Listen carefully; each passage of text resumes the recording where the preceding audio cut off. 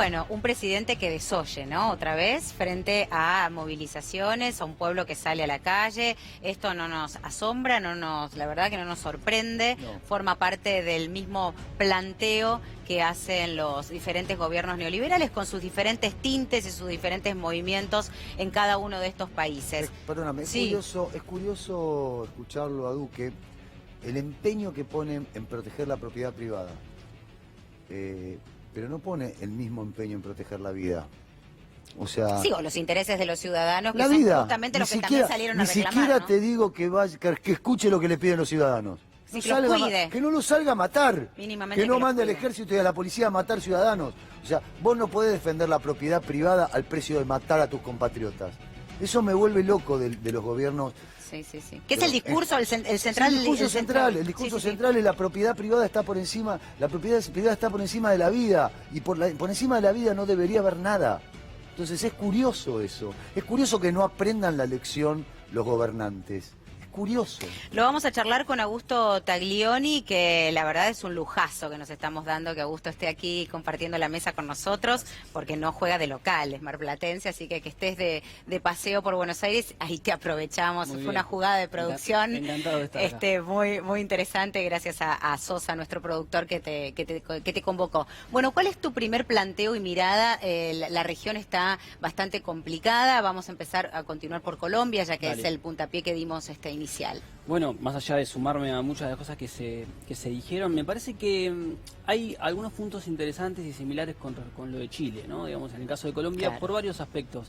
En primer lugar, porque Colombia ha sido un alumno de los organismos multilaterales de crédito, ha sido un gran aliado de los Estados Unidos, lo es, lo sigue siendo, al igual que Chile. Y lo novedoso de las movilizaciones, del paro masivo del jueves y de las movilizaciones que siguen, que eso es algo que también hay que seguir.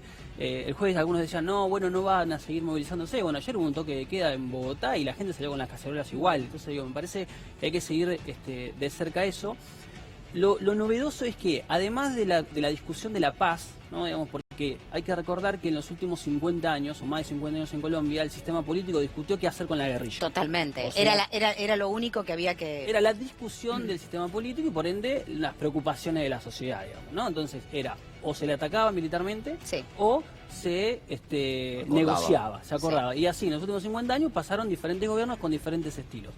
Ahora bien, en las últimas 3 presidencias de Colombia, estamos hablando de los 8 años de Uribe, los 8 años de Santos y los años que estamos viendo de Duque, empiezan, bueno, obviamente la discusión pasó por el mismo lugar, la guerrilla que se hace, se la ataca o no se la ataca. Entonces empieza a discutir otra cosa ahora. Empiezan a discutir Recién otras ahora. cosas. Y eso es lo novedoso, porque vos fíjate que uno de los puntos importantes de la marcha, del paro del jueves, era oponerse, rechazar una reforma laboral, entre otras cosas, que propone el Fondo Monetario Internacional y la Organización para la Cooperación y el Desarrollo Económico. Recordemos que el gobierno saliente de Argentina se desvivía por entrar a la OCDE, ¿no? Digamos, lo mismo pasa con Brasil. Bueno, entonces, de repente, empieza a discutirse que el 44% de los trabajadores en Colombia están por debajo del salario mínimo, empieza a discutirse las dificultades que tienen los jubilados para llegar a más allá de poder aportar, de llegar a jubilarse. La problemática de los estudiantes. La problemática de los estudiantes que se vienen movilizando semanas atrás y que fueron fuertemente reprimidos. Entonces,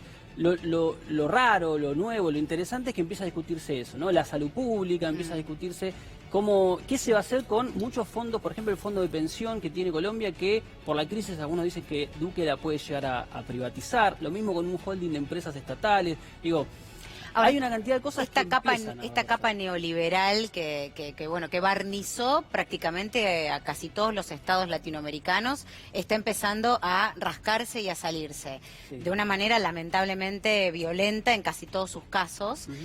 ¿Pensás que puede haber algún momento de reorganización? ¿Esto cómo también coloca a la Argentina en situación? A ver, lo que se puede ver, por ejemplo, en Chile y en Colombia es que tenés un movimiento que viene de abajo, que es más transversal, no necesariamente hay una fuerza política no hay una capaz. conducción. Exactamente, no hay una conducción de las protestas, más allá de que en el caso de Colombia, bueno, el jueves fue convocado por la CUT, por la Federación de Educadores, hay algunas organizaciones sindicales, pero digo, la masividad no es conducida por alguien en particular. Claro. Eso es un dato que se... Sí, esto decía el embajador también. En el caso de Chile es mucho más todavía, porque es mucho más silvestre, digamos. Entonces, eso dificulta... No, Gustavo Silvestre. Eso dificulta tanto la negociación del gobierno con los actores que están marchando, como también la posibilidad de una alternativa a una fuerza política progresista capaz de capitalizar esto en eventuales procesos electorales. Claro. El caso de Colombia se dio después de mucho tiempo que un candidato progresista llegara al balotaje con Iván Duque, que fue Gustavo Petro. Pero no es Gustavo Petro solamente el que puede llegar, pensando en los últimos candidatos, en capitalizar esta situación. Entonces, también hay un desafío para las fuerzas progresistas de Colombia, de Chile, ¿no? Para poder, hoy van de atrás, hoy corren de atrás los reclamos de la sociedad. Ahora, vamos a ampliar un poquitito el panorama. Digo, hemos hablado de Chile, hemos hablado de Colombia y vamos a entrar a Bolivia. Mirá vos qué curioso que es que en Colombia, Iván Duque saca las fuerzas militares a la calle, resiste el embate de la sociedad, no hay una conducción política organizada. En Chile, después de casi un mes, sacan el ejército a la calle, los pacos, los carabineros, llamémosle como quieran, hay heridos, muertos, y esto genera una resistencia por parte del gobierno. En Bolivia pasa algo parecido, se levanta Santa Cruz de la Sierra, se levantan las clases medias, se levantan las clases blancas en contra de... Pero el único que cae es Evo. Sí, a mí me parece curioso, que... ¿no? Sí, viste que hay ahora como un análisis que aparece que el problema no es el neoliberalismo, sino que son los oficialismos. Sí. Y yo no coincido con esa teoría, porque en realidad lo que... las características que vivimos en Bolivia, a diferencia de lo que ha sido las... la resistencia a las políticas de ajuste en Ecuador, en Chile, en Colombia, lo que vemos acá es una reacción que algunos lo pueden llamar contrarrevolución, como quieran llamarlo, digamos, en términos teóricos, pero acá hay una reacción conservadora contra un gobierno. No es que hay protestas masivas en contra de Bolivia es las como políticas. está parte de todo lo demás, Yo ¿no? creo Es como una islita dentro de... Pero por las características de Evo.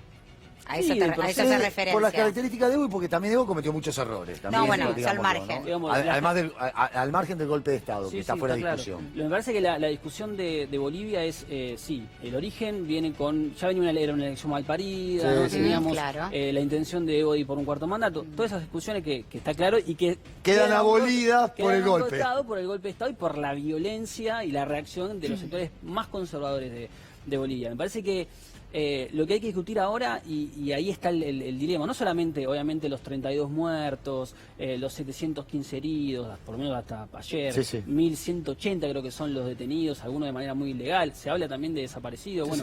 Hay una situación pero muy delicada en términos de derechos humanos.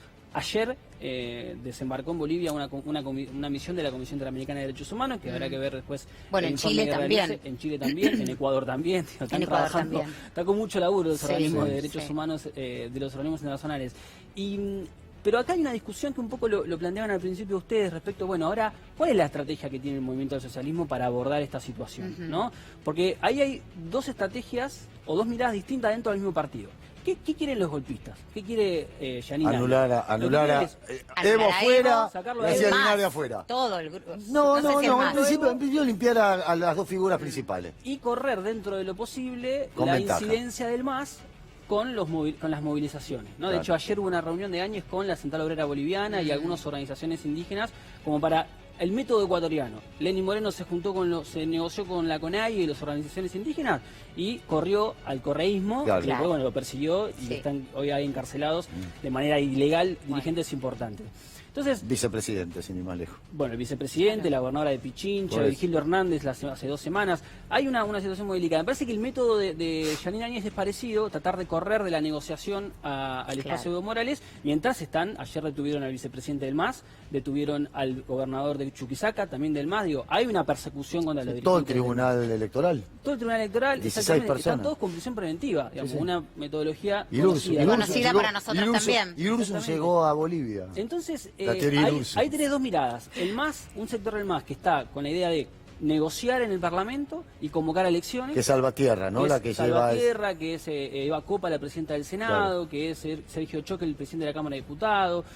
Bueno, todo ese espacio que dice hay que pacificar, inclusive están pidiendo que se desmovilice. Y acá hay un tema, los que están movilizados no responden orgánicamente al MAS. No. Suscriben con Evo, lo apoyan, algunos querrán que vuelva, pero no es que hay una dirigencia del MAS que dicen se desmovilizan y se resuelve la situación. Bueno, de hecho Evo incluso fue el que dijo, si ustedes me permiten regresar, yo no me presento a elecciones. A mí me pareció como un tuit bastante desafortunado en general, porque fue como una claudicación demasiado exagerada. Sí, pero al mismo tiempo... Nadie te pide tanto, ¿no? Digamos, No, pero al mismo tiempo no vuelve con ninguna seguridad. No, no hay ninguna posibilidad de regreso. Los invito a Augusto, Mariano, tenemos comunicación con Francesco Zucconi, él es periodista que está en Colombia y obviamente seguimos conversando sobre estas diferentes estrategias que se están moviendo en la región, específicamente en Colombia, que acaba de levantar su toque de queda y cómo está la sociedad colombiana en este momento. Vamos a charlar con él. ¿Cómo te va? Buen día. Alejandra Quevedo, Mariano Hola. y Augusto te saludan. Sí. Hola Alejandra, buenos días. ¿Me escuchan? Sí, Francesco, ¿vos nos escuchás? Perfecto, fuerte y claro. Bueno, primero tu mirada, ya que estás allí en el lugar, cómo ha sido esta movilización. Vimos imágenes con represión bastante violentas al pueblo colombiano. Queremos saber cuál es tu mirada y después me voy a meter también en el lado de la prensa, ¿no? Cómo está trabajando también los medios de comunicación en Colombia, que también es un eje fundamental en este tipo de situaciones y lo vimos en toda la región. Vale, perfecto. Pues las movilizaciones han sido multitudinarias en las capitales más importantes del país. La situación que se ve actualmente es de una tensión, no tan fuerte como en otros países de la región, pero sí se siente bastante la tensión. Por lo menos en Bogotá se impuso el toque de queda, la capital del país. En Cali también se impuso un toque de queda, los cuales pues ya vencieron, pero de todas maneras las autoridades temen un poco el orden público en las capitales más importantes del país. Bien, y con respecto a lo que te decía de los medios de comunicación, que es también cómo están trabajando en este momento, porque es algo que nos interesa, ya lo hemos vivido de parte de Bolivia, sabemos que en Chile también fue bastante complicado. ¿Cómo está la situación? Sobre todo porque estos gobiernos suelen apoyarse mucho en la prensa hegemónica, cubriendo muchísimas situaciones, ¿no? Bueno, los medios de comunicación, lo que yo he notado es que están tratando de hacer un balance. Están tratando de mostrar partes buenas de las movilizaciones, pero son muy pocas. Siempre termina ganando los vándalos, siempre terminan diciendo que los estudiantes, que los que están saliendo a marchar, pues están generando disturbios y son una minoría, son un grupo muy pequeño, porque en realidad la mayoría han salido a marchar pacíficamente, pero los medios de comunicación tratan de hacer un balance el cual... a veces no sale, a veces terminan ganando esas imágenes que han llegado hasta allá de represión, esas imágenes que no son las que queremos que salgan. Las imágenes que queremos que salgan es de un pueblo que el 69% desaprueba la actual gobernación del presidente Iván Duque, y esas son las imágenes que queremos que vea todo el continente, pero lamentablemente terminan ganando las otras, las de una minoría que no son las que representan el sentir del pueblo. Bueno, vamos a seguir nosotros. Francesco, te van a acomodar un poquito la comunicación mientras nosotros seguimos aquí con la mesa de debate. Bueno, yo me meto la prensa porque nosotros acá con Mariano tenemos, no nosotros, pero digo, es básicamente, nosotros, la estructura de pensar cómo se trabajan o qué fortaleza tienen este tipo de gobiernos para sostenerse en el tiempo, y justamente la prensa es uno de los pilares fundamentales. Y las Fuerzas ¿no? Armadas. Y las Fuerzas Armadas. Sí, Y otros pilares prensa, más, pero la prensa... sí, y se ve mucho, ¿no? Se ve en los medios, cuando entras sacando algunos periodistas puntuales. Pero con el avance de la tecnología es imposible que justamente salvaguarden una situación cuando... Igual cuando la gran coartada de las dictaduras era el cerrojo informativo. Ahora sin cerrojo informativo les importa un pito. Nada. Siguen matando gente, lo único que ahora sale en cámara. Que lo tenemos a Francesco, sí. A Francesco nuevamente. Francesco, vos recién decías algo que me llamó la atención. Decías que la prensa reflejaba, además de los grupos pacíficos que salían a marchar, también a los grupos violentos. Y vos tenías una mirada, por lo menos distante de los grupos violentos. Como decías, son grupos minoritarios, lo importante es mostrar que la gente pacíficamente sale a marchar. Y la pregunta que yo me hago es, ¿cuándo hubo una revolución pacífica a lo largo de la historia de la humanidad? No te sabría decir cuándo hubo una revolución pacífica, porque siempre es bien entendido que tienen que haber vías de hecho, y ese es el pensamiento que muchos sectores tienen. Entonces, no, creo que nunca ha habido una revolución pacífica, siempre tiene que haber como un escándalo para que el gobierno entienda que algo está mal y escucha a los manifestantes. Con esto me refiero, entonces, Francesco, ¿sabes por qué te lo digo? Porque me parece que en general los medios de comunicación y la derecha quieren que la gente salga pacíficamente a la calle y que no genere ningún tipo de revuelta, y esto es tomado como una virtud. Y en realidad, cuando una multitud sale a la calle, por defecto esto va a terminar en incidentes, porque si no, no pasa nada. Si la gente sale a la calle, dado vuelta a manzana y se vuelve a su casa, no cambian las cosas cambian si vos generás algún quilombo. Claro. Ayer por lo menos, antes de que se decretara el toque de queda en Bogotá, los estudiantes estaban en la Plaza de Bolívar, donde queda la presidencia, donde queda la alcaldía mayor de esta ciudad, y los desmanes fueron incontenibles, tanto que el gobierno no tuvo otra opción que decretar el toque de queda. Entonces reprimen la movilización de esa manera, pero antes el toque de queda lo que hace es generar pánico entre la sociedad civil y alentar a este grupo a que salga y viole el toque de queda. El toque de queda fue violado ayer en Bogotá. Hubo varios temas de personas que querían entrar a residencias privadas, en fin. Esa fue la situación que se vivió ayer en la capital de Colombia. Unas 24 horas bastante tensas, 48 horas bastante tensas que ha vivido todo el país, me atrevería a decir. Francesco, ¿cómo estás? Augusto Taglioni te saluda. Te quería hacer una pregunta vinculada con el origen, digamos, de las movilizaciones, del enojo de la gente allí en Colombia, que en parte tiene que ver con la reforma laboral que están sugiriendo de los organismos multilaterales. ¿Cómo está la situación en términos de trabajo, de educación? Los movimientos estudiantiles se vienen movilizando también. Las cuestiones estructurales que están dentro de las preocupaciones de la gente. Bueno, perfecto. Creo que la cuestión número uno para que la gente saliera a marchar fue el tema de una reforma laboral. Se decía que le iban a subir los años para que las personas se pudieran pensionar. En este momento está en 57 años las mujeres y en 62 los hombres. Lo que el colombiano de a pie, lo que el colombiano común teme es que se suba más la edad de pensión y que mucha gente no alcance a tener su pensión para la vejez. Claro. Cuando el presidente se dio cuenta que la movilización era multitudinaria por este tema, salió a decir que no iba a haber una reforma, pero ya cuando los ánimos estaban caldeados. Entonces, la palabra de él es que la reforma no va a ser, y si se llegase a hacer una reforma en Colombia no se iban a tocar ni los años para la pensión, ni tampoco se iban a tocar las semanas de cotización, que son dos temas bastante importantes con el tema del trabajo. Otro de los temas fueron los estudiantes. Cuando el presidente Iván Duque se posesionó, hubo otro paro nacional, cuando él recién se posesionó, y el tema era el presupuesto de la educación, el cual era de 1.9 billones, ya él lo subió casi a 4 billones, los cuales iba a ir desembolsando en este tiempo de gobierno. Algunos rectores de universidades oficiales y de universidades privadas dicen que ha estado cumpliendo. De igual manera, los estudiantes están allá afuera, están diciéndole, cuidado que si no cumple estamos aquí, cuidado que si no cumple nos tomamos las ciudades, y el movimiento estudiantil es uno de los más fuertes, no solamente aquí en Colombia, sino en varios países también de la región. Claro.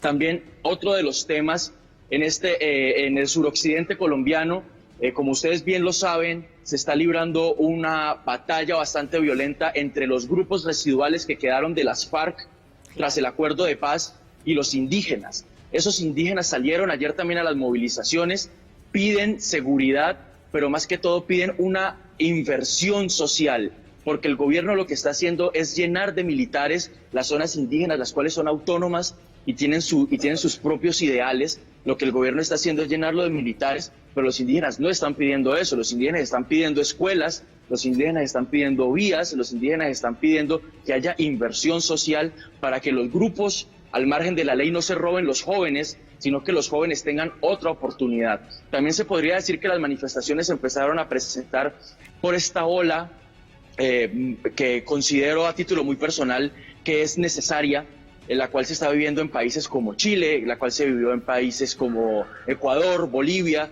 Entonces Colombia entró a este tema y me parece a mí que la gente también salió a marchar por eso, porque ven que en otros países sí salen, sí hay movilizaciones, y lo que se está viviendo actualmente en Colombia yo no lo había visto antes. Hay mucha unión, la gente está saliendo mucho a las calles, y los que no pueden ir a los puntos de concentración se reúnen en los barrios, sacan una cacerola, una cuchara y 2-3 horas, eso se llama cacerolazo. Ayer se vivió fuerte, Dime. Que lo conocemos, el cacerolazo, si bien se inició Ayer... en Chile cuando derrocaron a Allende. Cuando derrocaron a Allende, aquí se ha tomado en un momento en el 2001. Clarísimo, Francesco, tu informe, la verdad, muy interesante lo que nos contás desde allí, y tendremos seguramente la oportunidad en estos días de volver a conversar con vos. Muchísimas gracias. Perfecto, gracias a ustedes, que estén muy bien. Muchas gracias. Bueno, volvemos aquí con Augusto y Mariano a hablar sobre lo que tiene que ver con la región, y tenemos aquí cruzando el charco nada más ni nada menos que nuestros hermanos uruguayos, donde están en una situación por lo menos diferente a la Argentina. Sí. Hasta el momento, hay por que ver ahora. por ahora, ¿no? Que dicen las urnas en breve, pero básicamente Uruguay puede volver a formar parte de las derechas, al igual que Brasil, con los mismos lineamientos, inclusive políticos y económicos. A ver, sí, es muy complicado el panorama para el Frente Amplio, según las encuestas que uno ve, según los números, si haces matemáticas solamente, Sí, después sí, del sí. informe de resultados de la primera vuelta, es muy complicado. Hay un alineamiento directo de todos los candidatos opositores con Luis Lacalle Pou, que es el candidato del Partido Nacional, que ya se presentó en varias ocasiones, perdió con Mujica, perdió con Tabaré Vázquez, y hay muchas chances de que no solamente gobierne una derecha, que habrá que ver qué características tiene, digo, porque los firmantes de la futura coalición son muy diferentes entre sí. Lacalle Pou, digamos... Es más un moderado. Viste, después uno dice que es un moderado y después hace otra cosa. Bueno. No es un... De tradiciones de los moderados está plagada de por eso, humanidad. es una derecha, si se quiere, democrática, la uruguaya, vamos a decirlo, ¿no? Así, Sí, en y esos tienen como términos. una cosa más, y tienen como una cosa de transición más, menos traumática, Y ¿no? que inclusive hay algunos elementos, especialmente en la economía, que pueda haber más continuidad con el frente que ¿Y por qué se lo cambio. relaciona tanto con políticas brasileras, por ejemplo? Porque ahí hay Por los aliados. Exactamente, por los aliados. Tenés a Ernesto Talvi, que es el candidato del Partido Colorado, lejos de la idea de las raíces populares de los colorados, que un poco el Frente Amplio quiso convencer a ese electorado, no sé si con suerte o no, veremos mañana. Pero después tenés dos candidatos que se asemejan más a la idea de un Bolsonaro. Camacho, Eso es lo todo. que... Exactamente. Hay uno Claro. que es Guido Manini Ríos. Ajá. Guido Manini Ríos es el ex jefe de las Fuerzas Armadas de Uruguay, que de manera sorpresiva rompe con Tabaré Vázquez cuando Tabaré Vázquez amenaza con juzgar por una justicia ordinaria a los militares vinculados con la última dictadura. Un dato que no hay que dejar de plantear, que los tribunales que condenan a los militares son tribunales militares en Uruguay. Como ocurría en la Argentina. Exactamente. Hace muchos Hubo un años. plebiscito, recuerden que creo que fue Mujica, no sé si fue Mujica o antes, o Tabaré. Mujica, que dijo, bueno, ¿quieren juicios sí o no? La gente dijo que no, y a ver, los tribunales militares son los que están planteando eso. Hubo una diferencia respecto de un caso de un desaparecido en Uruguay. Guido Manini Ríos rompe con Tabaré y arma un espacio que se llama Cabildo Abierto, que tiene muy poco tiempo de vida, digamos, y son planteos muy fuertes vinculados especialmente con la idea de la seguridad. Hay un endurecimiento del discurso vinculado con la seguridad, que es lo único que el Frente Amplio no ha podido manejar en estos años. Y nadie nadie critica la estabilidad económica, nadie critica la baja... la seguridad es el centro de... Exactamente, y eso de es lo que discusión. y el discurso se ha radicalizado, no a niveles de Brasil, pero sí para la lógica de Uruguay. Ese es uno. Y el otro, de hecho ayer Guido Manini Ríos, búsquenlo en el Twitter, tiró un par de postulados vinculados con impunidad con el terrorismo de Estado, bueno, hay una serie de cosas que a algunos que además es para mirarlo con atención. Y después está Edgardo Novik, que si bien no ha tenido una representación muy fuerte electoral, no ha logrado mucha cantidad de votos, él mismo se autopercibe como el Bolsonaro uruguayo. Retomando el tema de la seguridad, me preocupa porque acá también había sido uno de los ejes, y después tuvimos todo el planteo de Patricia Bullrich trabajando en la seguridad, que nos dejó absolutamente... O sea, asusta. Sí, ustedes lo llaman moderado, pero si la pata de la seguridad puede aplicarse desde este punto de vista... Bueno, un dato más alentador en ese sentido es que en la elección de primera vuelta siempre en Uruguay hay un plebiscito de algo, una consulta popular de algo. Y la consulta popular era una iniciativa del senador Larrañaga del Partido Nacional, que lo que proponía era mandar a las Fuerzas Armadas a hacer seguridad interior. Bueno, ese plebiscito, esa consulta no pasó, ¿sí? Hubo igualmente una enorme cantidad de uruguayos que votaron a favor de que las Fuerzas Armadas hagan seguridad interior para la seguridad, pero no llegó a los votos que se necesitaba para que eso sea finalmente vinculante. Clarísimo. Hay un discurso ahí que el Frente Amplio no lo pudo resolver y bueno, la primera vez que presentan un candidato que no es uno de sus fundadores. La otra pata de la que querés hablar, Augusto, si querés la compartimos con Leticia Martínez. Ella es periodista, está en Uruguay y por supuesto en estas últimas horas se está definiendo la situación política, por lo menos quién va a estar al mando en los próximos años dentro del gobierno en Uruguay. Buen día, Mariano, Augusto y Alejandra te saludan. ¿Cómo te va, Leticia? Buen día, ¿cómo estás? Bien, bueno, queríamos saber, estamos aquí analizando un poco la situación política en Uruguay, las razones y las diferencias de un partido y el otro. ¿Cuál es tu mirada al respecto? Bueno, un poco lo que escuchaba que decía Augusto, en este caso el Frente Amplio, que es la coalición de centroizquierda que gobierna desde hace ya 15 años, enfrenta una elección, yo diría que la más complicada desde que está en el gobierno, y se enfrenta a una derecha que después de la primera elección, el pasado 27 de octubre, se unió el candidato del partido tradicional uruguayo, el Partido Nacional, conocido como Los Blancos, que encabeza en esta oportunidad Luis Lacalle Pou. Al otro día de las elecciones convocó a las segundas y terceras fuerzas, que también es en el caso del Partido Colorado, otro partido tradicional, y se sumó Cabildo Abierto, que es un movimiento, como decían recién, que se puede ubicar un poco más en lo que sería la ultraderecha, con un general que fue parte de las Fuerzas Armadas uruguayas, que lo expulsaron, y que se referencia de alguna manera con Bolsonaro, que tiene posicionamientos, como decía recién, más de ultraderecha. Entonces eso despierta de alguna manera curiosidad de qué es lo que se puede hacer, porque las posiciones varían demasiado esto, desde la ultraderecha a quizás un Luis Lacalle Pou un poco más moderado, al menos comparado con lo que es el general Manini Ríos. Leticia, acá en la Argentina hay un montón de encuestas siempre previo a las elecciones y generalmente todas las encuestas dan como el culo, así que no sé cómo es la percepción que hay en Uruguay. ¿Cómo son los encuestadores en Uruguay? ¿Cómo son los encuestadores en Uruguay y si hay datos? Claro. ¿Quién los paga básicamente, claro, ¿no? También. Claro, también existe esa percepción de las encuestas, pero la realidad es que las encuestas en lo que fue la primera elección estuvieron bastante cercanas a los resultados que finalmente se dieron.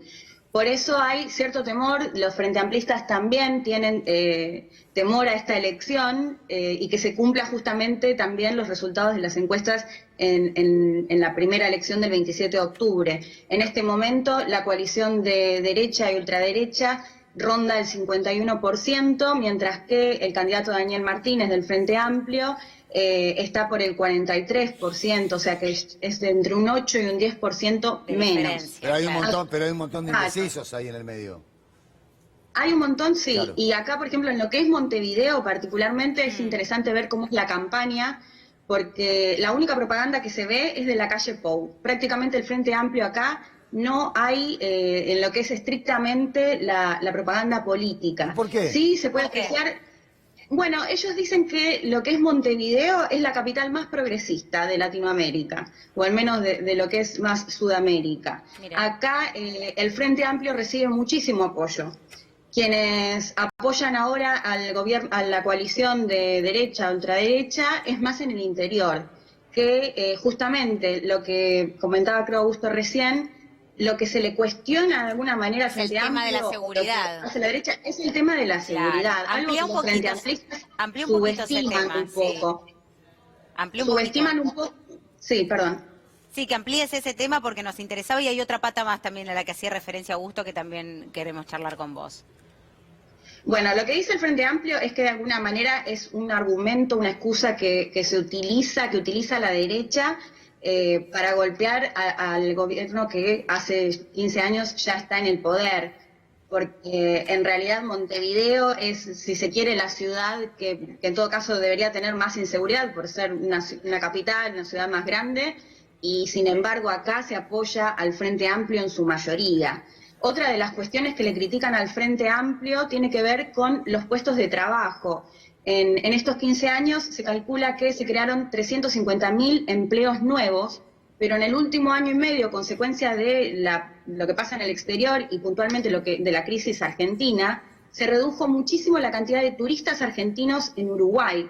Eso afectó la cantidad de empleos y ese es el otro argumento que da la derecha, digamos, para cuestionar al Frente Amplio. Bien, Leticia, te agradecemos muchísimo esta comunicación y seguramente tomaremos contacto con vos a la brevedad. Muchas gracias. Buen día. Perfecto, gracias a ustedes.